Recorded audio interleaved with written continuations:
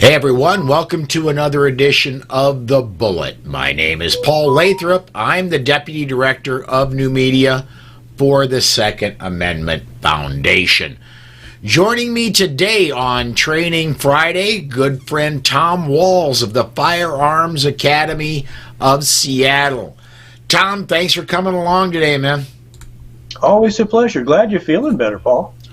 It's been a little bit of a journey, but I'm on the back end of things. I'm as we discussed pre-show. I'm not going to call myself 100%, but I good enough that I think I can get through a broadcast without coughing too many times and without screwing things up, which hasn't always been the case this week. So we all know you're not entirely well anyway, so we'll cut you a break. Well, there is that. Topic for today. We actually kind of teased this 2 weeks ago when we were doing our Training Friday. I want to take this from just your average firearms owner. You've got somebody that owns firearms, maybe handguns and long guns, and they've got handgun, long gun, shotgun, rifle. They've got a mix. They can generally take a firearm when they want to, stand 15 yards down from a target, and put the bullets generally where they want them to go. Let's start with this. At what point should a person consider becoming a trainer? And let me break this down even a little bit more. How does one hang the shingle out? What makes Tom a trainer when maybe, and I'm going to take myself 5 years ago, what makes Tom a trainer but Paul 5 years ago wasn't? That's a question I wish more people would ask themselves. If I was to break it down as kind of a thematic thing for this discussion, it's the difference between what to teach and how to teach. I mean, I got my first rifle when I was 6. I've been teaching at FAS for some 18 years. I've got over a half dozen, I think it's 7 or 8 different instructor certs, and I consider myself a good but not the best instructor I've ever run into. It's a case of knowing some of the basic stuff and wanting to share that with people. That would be coaching. That's like, I'm at the range with my buddy and he's never shot before and I want to get him started. That's a great way to do stuff. That's probably more common than formal classes. Or the traditional father teaches son, which is what my father did with me and I did with my son. The problem comes when you overstep your knowledge and you get into that Dunning-Kruger thing. I think I know more than I know, and you're not willing to admit what you don't know. So going to the range, going to the range and showing people this is how you don't point the gun at things, this is where you do point it, here's your basic safety stuff, here's how you safely load, unload, manipulate the trigger, do all these things, run the slide on a semi-auto pistol, load a revolver. Those are basic things that you're showing, and I think that's great. But when you want to do it with a group of people and teach a formal class, you've got to know how to teach, and that's teaching is a whole separate skill. It's people skills. It's knowing different ways of approaching it, stuff you've never even thought of. For instance, everybody that's got a semi-auto pistol should at some point know how to safely lock back the slide with no problems at all. It's not a matter of strength, it's technique. Most semi-automatic pistols are set up for right-hand manipulation. Yes. What if it's gun set up for right-hand manipulation? You're a left-handed shooter. With a dummy gun, do you go from your left hand to your right hand, do your manipulation, lock the slide back, and then come back to your left? No, there are things that a good instructor can do for their left-handed students. For their students with progressive lenses where you're doing the head nod. You and I have talked about this too. It's those little things. And I had to learn those by being mentored. And I just lost your sound. The head nod for me is not always agreement, but with you it generally is agreement. It also may be that I need to be looking over at this little part of the screen over here, and I've got to get just the right angle on it. So I'll go with that. Yeah, it's picking up those things. I can speak from my own experience at the Firearms Academy in Seattle. When I was invited to be on staff, there was a 2-year apprenticeship. I worked for free for 2 years under senior instructors. Basically, I was the range monkey. Hey, Tom, go set up those targets. But you learn stuff like how to administer a range, how to manage a bunch of people, how to call a line, and the administrative things that have little or nothing to do with the actual shooting. So you can be, a great shooter, but can you manage the people and recognize what their needs are and then fill those needs? So that's the long form of the short form. I think honestly, the one thing that we sorely need more of, we need better teachers that train. We've got a lot of trainers out there. We've got a lot of people out there that aren't very good at teaching, that are training. And I really, really, really wish that those that decide to take up the yoke and I'm going to be a trainer, I'm going to pass my knowledge on to more people, I wish they'd get serious about learning to teach along with learning how to along with their, let me say that differently, along with their desire to pass knowledge on, would be to get better at teaching. That would be my hope. Yeah, and you need to do a gut check. Why do I want to teach? There's a small percentage of people that go, yeah, so I can get the chicks, so I can do the tactical stuff. It's a small portion. Most of us, at least the folks I associate with, are in it because we passionately believe people need these skills, and they're coming to us as professionals to learn a life-saving skill to protect themselves, their family, to be a little toxically masculine, if you will, or feminine, because we're getting about 50% females now in our entry-level classes. That's a trust that they're giving us, and we need to respect that, and we need to respect them, and we need to make them feel welcome. We're not getting a lot of the checkered shirt, tobacco chewing stereotype that you would think. Well, you would know. And I think most of your listeners would know. We're getting women and people of color and ethnicities and religions, and they all come asking the same thing. They're asking us as trainers, as instructors, to give them the knowledge and the skill sets they need to go on and safely handle firearms, be it in protection, self-protection, or sport or hunting, whatever that is. So if you're not ready to give your students the best that you can give to serve them rather than to serve yourself, go take up tennis. Let me branch off here a little bit. And almost everybody who is a firearms trainer has got some sort of certification or another. NRA being the most common. USCCA is out there. There are others, but does it matter? I got a twofold question, I guess, for you. Does certification matter? And if so, is there a certain certification that matters to Tom? Let me answer your second question first. The certification that matters is what will people recognize? The National Rifle Association is the most recognizable certification that I can think of. Diane and I are both NRA certified instructors. The program that they use for teaching has improved quite a bit over the last decade. I've been an NRA instructor for a long time. That said, I rarely teach an NRA class. But people recognize it. I hate to use the analogy, but I'm going to do it anyway. It's a lot like McDonald's. Everybody across the country knows exactly what to expect at McDonald's. Yep. Everybody across the country knows what to expect with an NRA program. And again, that program that NRA teaches has improved dramatically over the last few years. But that's a great place to start. What grieves me is the second part of your question, how many or what instructor certs to have.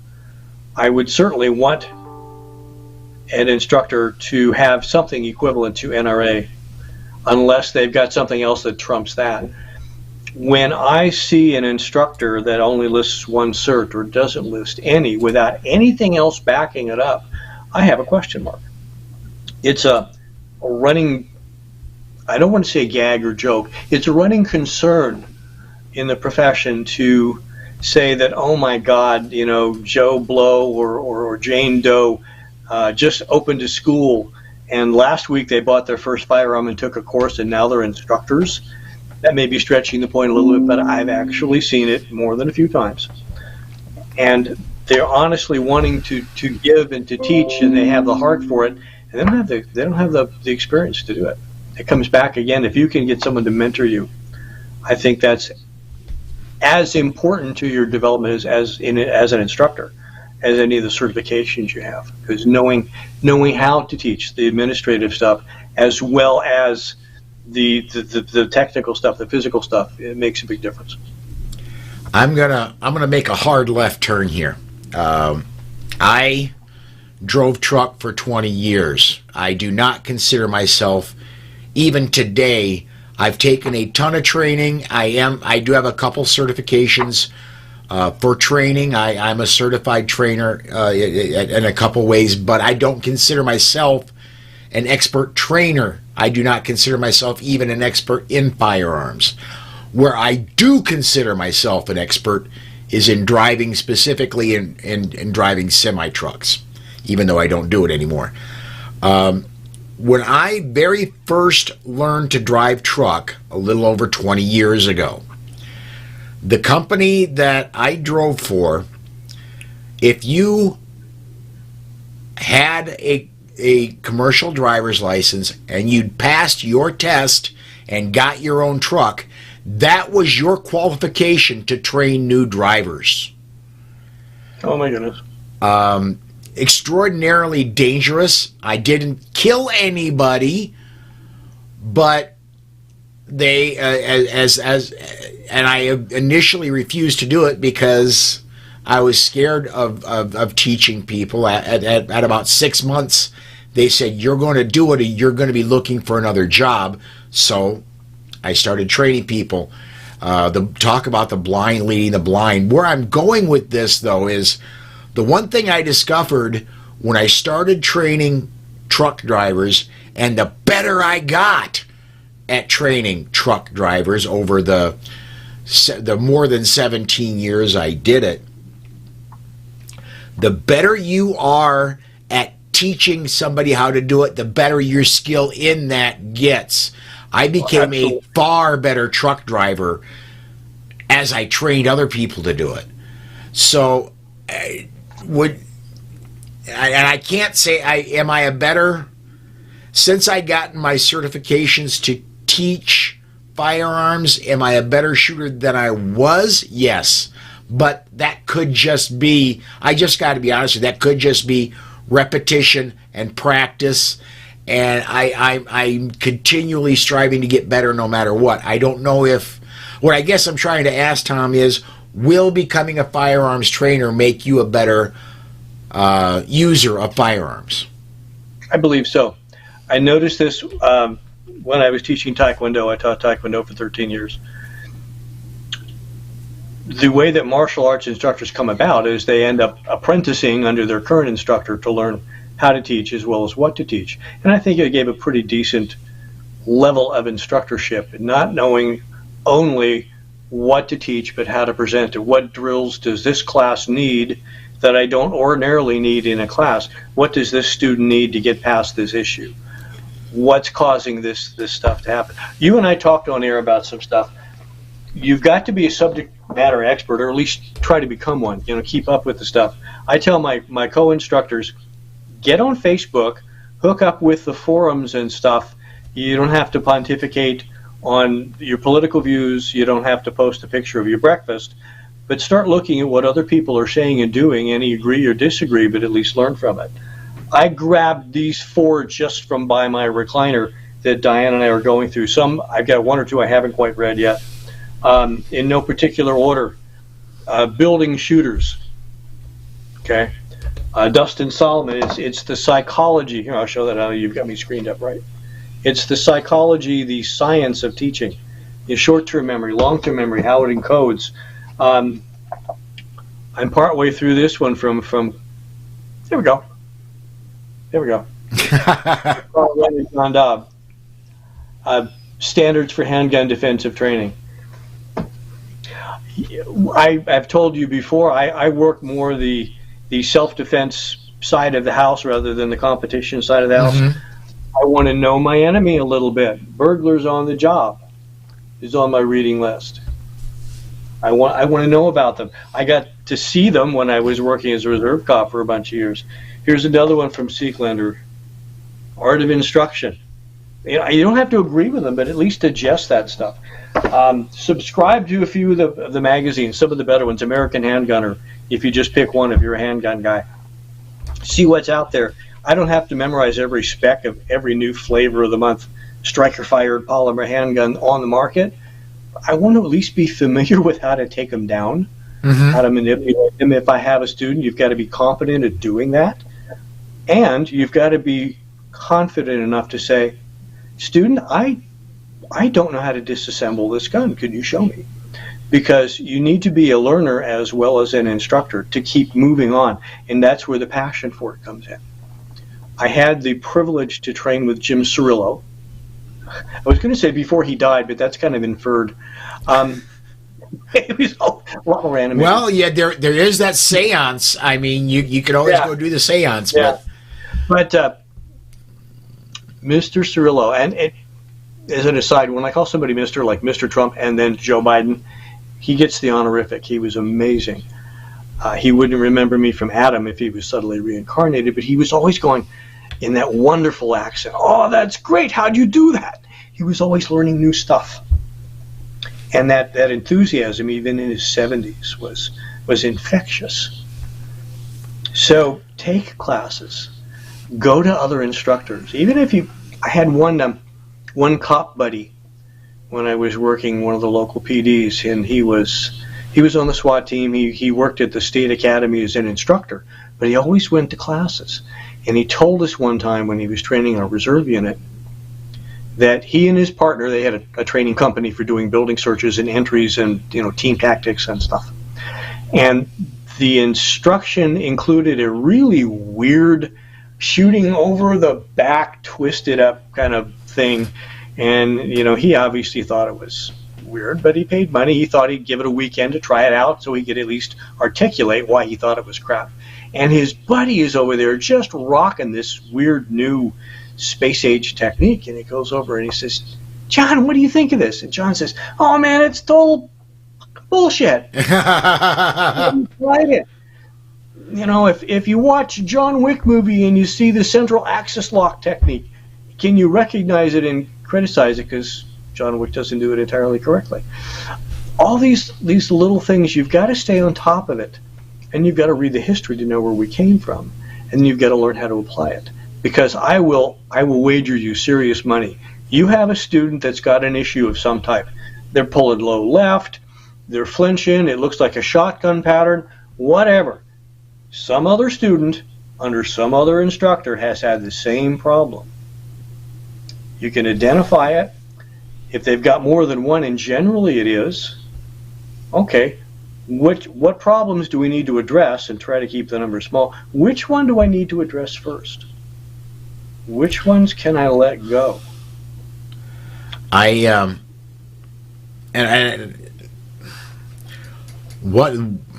One of my experiences I will treasure for as long as I'm around in training was when I came out to the Firearms Academy in Seattle, and I did active shooter interdiction. When that happened, there was another student in that class, and this still to this day impresses me. Masada Yub took active shooter interdiction as a student and sat through and took the class right beside me and about 20 others. The really, really good ones, and I would be hard pressed to find a better trainer in the United States right now than Masad Ayub. He still takes training on a regular basis. All of our staff does. The founder of the Firearms Academy of Seattle and the president of the Armed Citizens Legal Defense Network, Marty Hayes, is an old and dear friend of mine, and we've shot together. We've traveled around the country in a couple times going to classes together as students. And he's as into it as anybody else because he's always trying to stay abreast of, what works, what doesn't. We may disagree on what equipment or what techniques work, but we can always articulate why because we always try it out.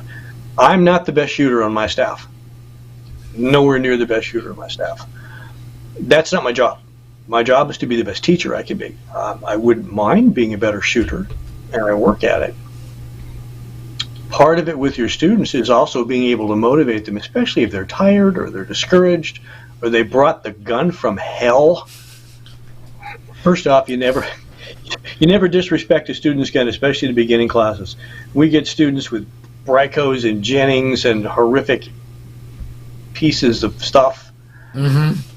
Maybe, and this has happened, maybe they got it from their grandpa. Maybe it's all they could afford. And then on top of that, they're buying my time in my class. How do you encourage? One of the best bits of encouragement I had was John Murphy from FPF. Sorry, John. And he was teaching a brief section at a tactical conference. And I was having one of those magic days where you can do no wrong. My reloads were fast, they were clean, they were smooth. I was shooting ragged holes at the short distance we were shooting at, and I was feeling pretty full of myself, just like looking down the line. Yeah, I'm the best shooter in class.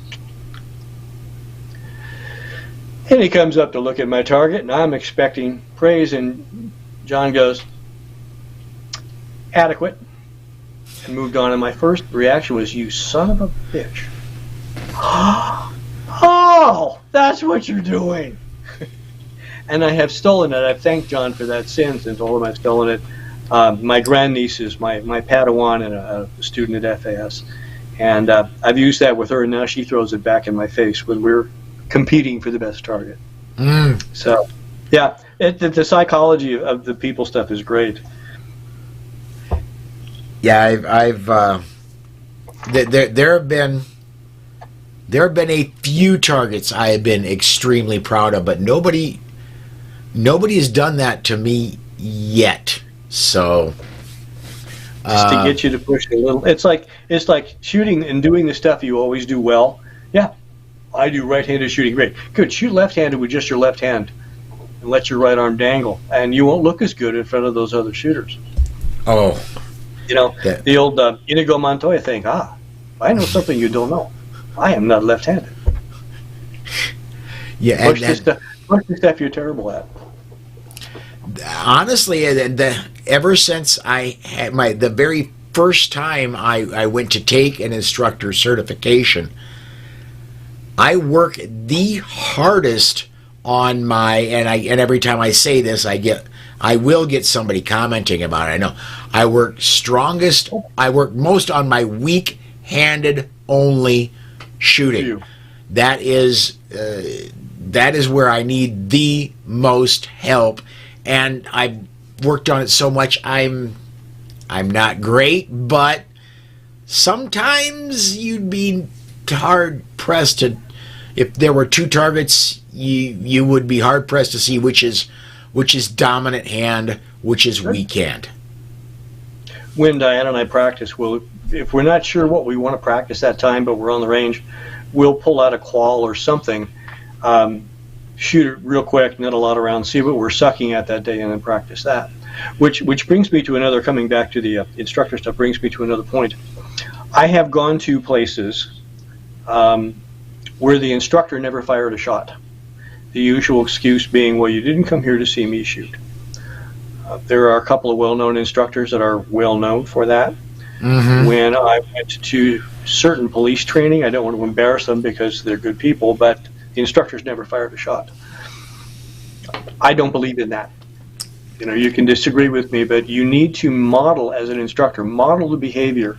And then when you screw up, because occasionally you'll drop a shot or do something silly, own it, because that enhances your credibility dramatically. And it's a real world thing. And then go on and analyze it. And I'll do that. My friends, my fellows do that. Oh, see that shot that I cranked way out there? You know, I felt it. This is what I did. Let's see if we can apply a fix to it and do the fix. You've got to maintain that credibility. So shoot, demonstrate, model that behavior, which, of course, if you pull back a step, you need to be able to model that behavior. Yes, and one of the the most influential trainer I'm sure that will ever be. I model so much of what I do in training after what I learned from her is Kathy Jackson, and I just love that she is one that absolutely would model and before anybody else shot a string, she would shoot the string to show you what it was supposed to look like. And when she had a shot go a little low, she said that's okay. It was just a sudden gust of gravity, and she'd do the same for the students too. If they had one that was dropped a little bit, don't worry about it. It was a sudden gust of gravity. Yep, you've got to be able to bring your students up. You see the pasters or the tape on the target from your last string of fire, and you see where the holes are now. See how much better you've gotten. Give them something to back them up, something to motivate them. Or if they're doing well, push them. Oh, adequate. There you go. Like you're a cheerleader. And is it manipulation? Well, yeah, I'm manipulating behavior. I'm trying to get the best results. For different people, you need to be different things as an instructor. For younger students, I'm grandpa. I'm your hopefully badass, but probably not. I'm your grandpa. You can relate to that male authority figure, and I'll play that a little bit to get them relaxed and to accept instruction. Middle-aged folks, what do you do for a living? No, I do IT. We get a lot of IT guys for some reason. Oh, okay. So think of this as writing a program. If I get people that are athletic, weightlifters, gymnasts are awesome, dancers.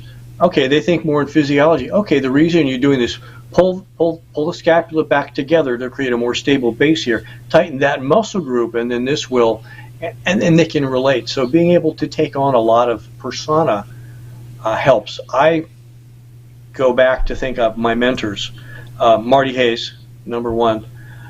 The first instructor I had in the first class I had at FAS is a gentleman now retired named Nick Bolton. Nick is a Brit, fought in the Falklands, Northern Ireland. We called him 008, and he had this British master sergeant persona, which was kind of how he was.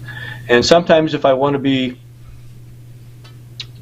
what am I trying to say, show some presence, I'll wear Nick Bolton for a while, but with my own spin on it. Training with a variety of instructors, you learn their teaching styles a little better, you learn their fixes, you pick their brains. Hey, I've had trouble teaching this or no success in correcting that. Have you got any tips? Other instructors, are the better ones, are very free and helpful with that because, frankly, folks, if you look at the numbers of how many folks are carrying guns right now, I'll leave you all to look up the numbers. Here in Washington State, at the end of the year, we just saw 700,000 carry permits. The number of people carrying nationwide has doubled roughly since, what's the number? You would probably know, 20. Well, it's the number of permits have doubled. The number of people carrying, I honestly believe, is way beyond that.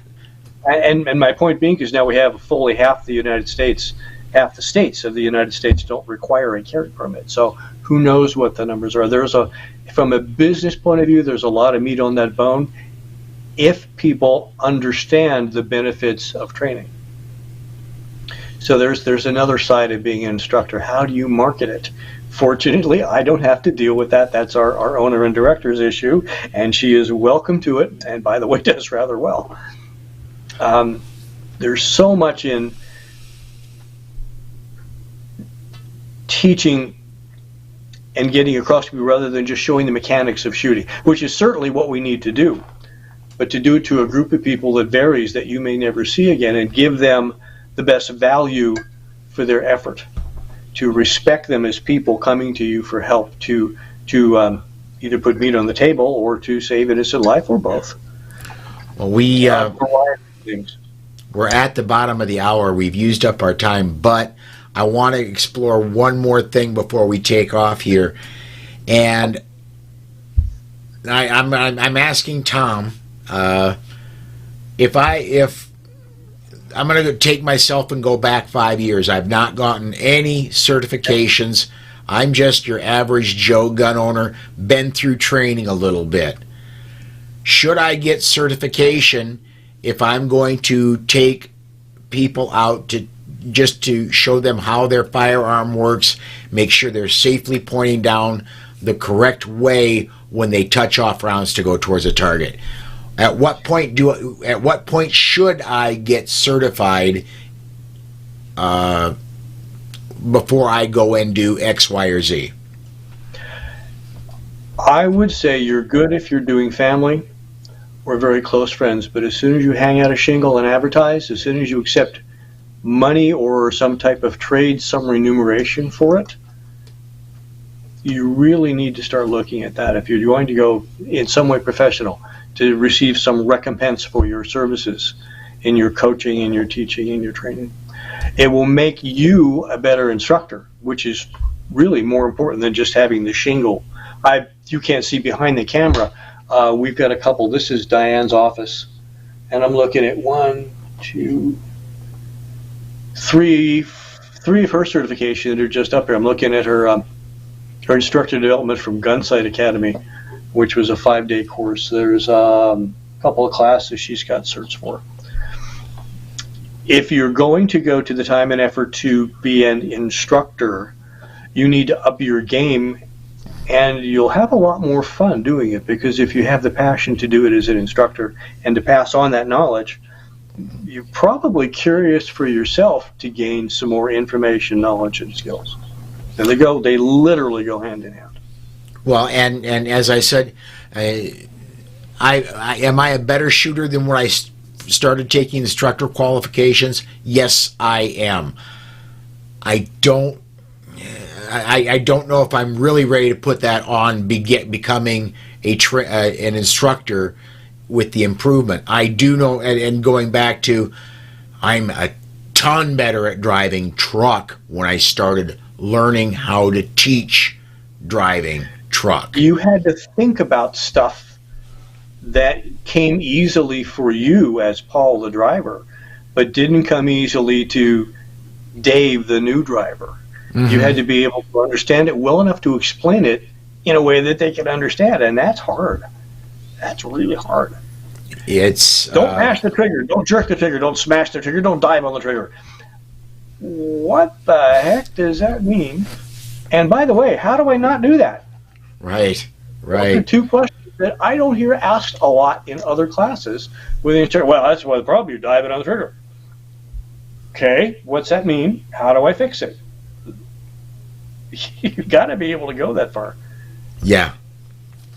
All right. Well, as I said, we are past the bottom of the hour. But Tom, we're in January, kind of the low spot for training at Firearms Academy of Seattle. But you guys are going to be cranking up here soon.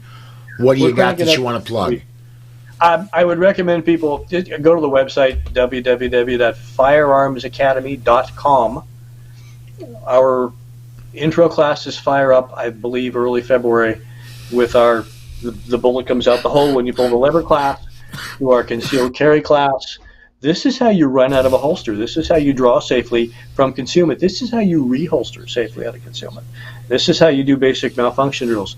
And going beyond that, we've got several guest instructors that are listed there. But this time of year, this is the Pacific Northwest. It's raining right now. It's cold and it's wet and it's blowy. I know we lost a couple trees up at FAS just the other night. So it's the Pacific Northwest. It's cold and it's rainy until it's not, and then you get 3 days, and then it goes to fall.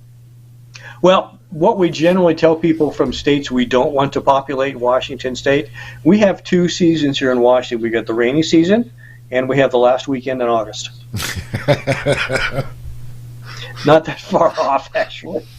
If it ain't raining, you ain't training. South Dakota, we've got winter and we've got construction. So, all right, we're gonna go ahead and set it aside here. If you can't get enough Tom, hang on, because Tom will be back next Saturday. He's going to be showing up on the weekend edition of the Bullet, and he'll, of course, will be back in 2 weeks with another Training Friday. Tom, again, thanks for coming along today, and thanks for the conversation, man. Always fun, Paul. And for everybody watching, thank you, and come join me tomorrow, noon Central Time, for the weekend edition of the Bullet. Tomorrow is Charles Heller, Mike Piwowarski, and Rob Beckman are going to be my commentators as we take a look in the weekend news. Thanks again, everybody, for watching, and we'll see you next time.